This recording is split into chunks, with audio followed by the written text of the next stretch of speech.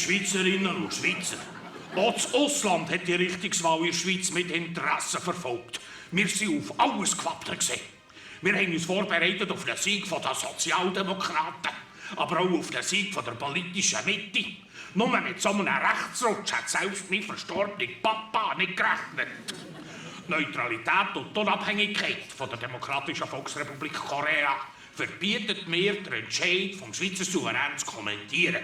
Aber mit dem Kanton Bern verbindet mich doch einiges. Ich bin ja dort in die Schule. Darum hat es mich gefreut, dass mein Jugendkollege von damals, der Erich Hess, den Sprung in den Nationalrat hat geschafft.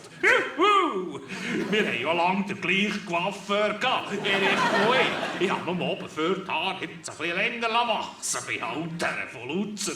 Dafür rasiere ich auf der Seite ein bisschen mehr. Ich bin hier schliesslich Chef der Armee. Und er nur Korporal bei den Motorfahrern. Aber Erich, das kann noch werden. Du kannst bei uns jederzeit als Raketenbasischauffeur anfangen. Und dass am Erich sein Kollege Thomas Fuchs nicht gewählt worden ist, der ist einfach zu dick. Verloren haben in Bern noch die Grünen. Wir sind ja denen ihr Vorbild, weil wir so gut wie keinen motorisierten Privatverkehr haben. Gewonnen hat dafür der Alex Chapat. Er ist ein Kollege von mir, oder? Er ist auch Diktator. Er hat nur ein bisschen Mühe beim Kandidieren wegen der SP-Frauen. Los, Alex, ich kenne das von uns. Ich habe mein Weibervolk halt diszipliniert.